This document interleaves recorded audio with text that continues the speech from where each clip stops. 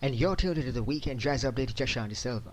On this week's episode, it's about one of jazz's most ambitious minds, Stan Kenton. Kenton didn't just lead a big band, he reinvented what one could sound like. Born in Kansas in 1911 and raised in Los Angeles, he built his orchestra with a mission to blend jazz with symphonic power. The result, the unmistakable Kenton sound. Huge brass sections, daring harmonies, and a touch of drama in every bar. His breakout hit, Artistry in Rhythm, became his calling card, followed by fan favorites like Intermission Riff, Eager Beaver, Tampico, and Peanut Vendor. Along the way, he helped launch the careers of jazz greats like Joan Christie, Maynard Ferguson, and Anita O'Day. Throughout the 40s, 50s, and beyond, Kenton pushed boundaries, fusing swing, classical, and modern jazz into something entirely his own. His work still inspires bandleaders and composers worldwide. So that was some insight into the life and times and best hits of Stan Kenton. More details coming up. Also coming up, some trendy music news. And you're tuned into the Weekend Jazz Update with Jashanti Silva. On this week's episode, it's about Stan Kenton, his life and times and best hits. During this hour, we're going to be talking about his biography. Stan Kenton was born on December 15, 1911 in Kansas and grew up in Los Angeles, where he first fell in love with the piano. As a teenager, Kenton immersed himself in the sounds of early swing and dance bands, studying harmony and arranging. By his 20s, he was already playing professionally in Southern California, developing a fascination with the mechanics of big band sound, how brass, reeds, and rhythm could blend into something far bigger than any soloist. By 1941, Kenton launched his own orchestra, a group he boldly called Artistry in Rhythm. Kenton's approach split the jazz world. Critics either loved his innovation or accused him of turning swing into something too academic. But Kenton never flinched. His dream was to prove that jazz could stand shoulder to shoulder with classical music, powerful, complex, and emotionally rich. Throughout the 1940s, the Stan Kenton Orchestra became a breeding ground for some of jazz's brightest talents. Trumpeters like Maynard Ferguson and Conte Candoli, trombonist Kai Winding, drummer Shelley Mann, and singers like Anita O'Day and Joan Christie. Christie, with her cool, silky tone, helped define Kenton's hit years, especially with songs like Tampico and Across the Alley from the Alamo, which brought a rare commercial success to his otherwise avant-garde band. But Kenton wasn't satisfied with popularity alone. He expanded his ensembles, creating the massive Innovations Orchestra in 1950, a 40-piece fusion of jazz and symphonic elements that toured across America. Throughout the 1950s and 60s, Kenton continued to evolve, recording ambitious albums like City of Glass, Cuban Fire, and Adventures in Jazz. These records showcase elaborate arrangements by writers like Pete Ragolo, Bill Holman, and Johnny Richards, bridging Latin rhythms, dissonant harmonies, and orchestral jazz in ways nobody had dared before. He also became a mentor.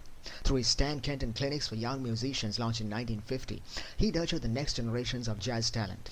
Many high school and college jazz programs trace their inspirations directly back to those Kenton workshops. By the time of his passing in 1979, Kenton had recorded more than 40 albums, earned multiple Grammy nominations, and left behind an orchestral jazz tradition that still resonates. His insistence that jazz could be both intellectual and emotional paved the way for artists like Maria Schneider, Bobby Brookmeyer.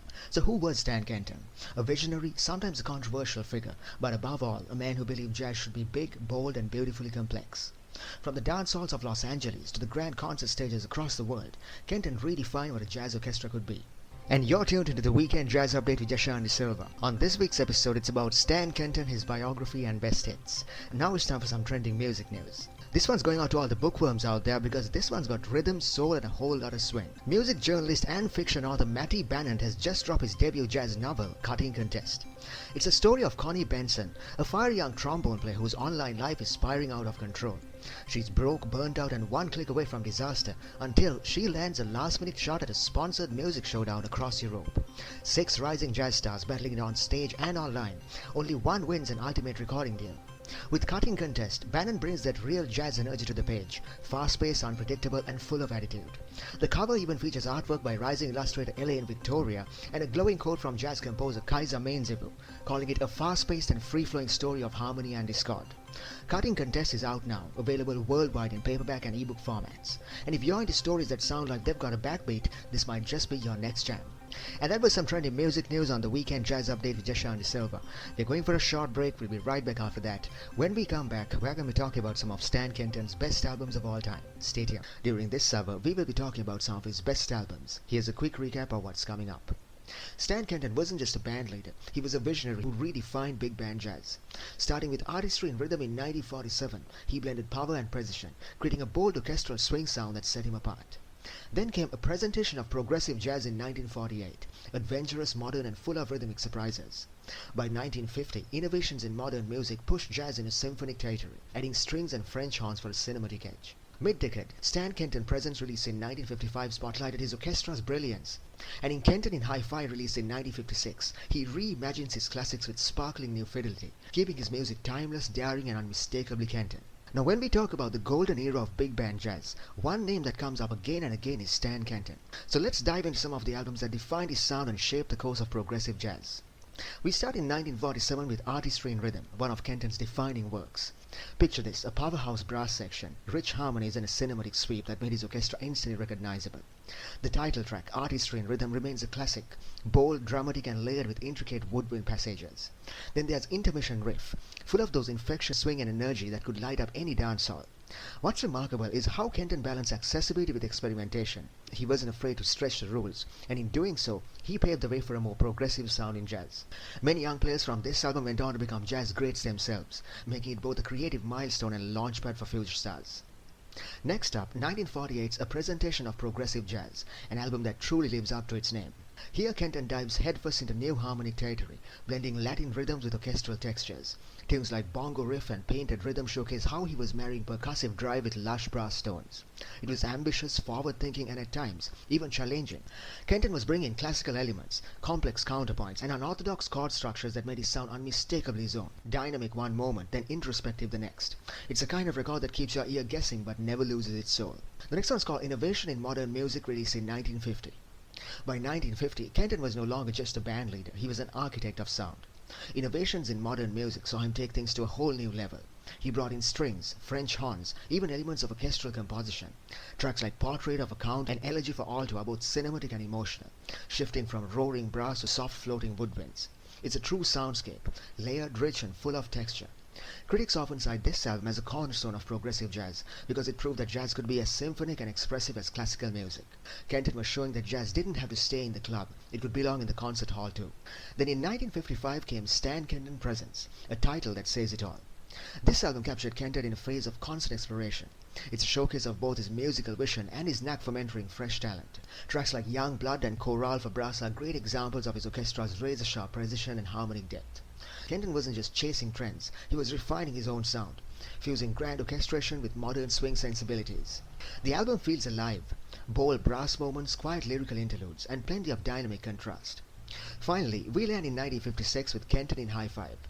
This was Kenton revisiting the classics through the lens of new recording technology. Better fidelity, cleaner tones, and revitalized arrangements made old favorites sound unique and new. The updated Artistry in Rhythm and Machito in particular sparkle with renewed energy. This album proved that Kenton's music could evolve with the times, tighter, sharper and more vibrant than ever. It's a testament to his adaptability and endless drive to modernize without losing essence. For many fans, Kenton in Hi-Fi bridges the gap between his early swing roots and his late orchestral sophistication. And that was some insight into some of Stan Kenton's best albums, and you're tuned into the Weekend Jazz Update with Jasha and Silva.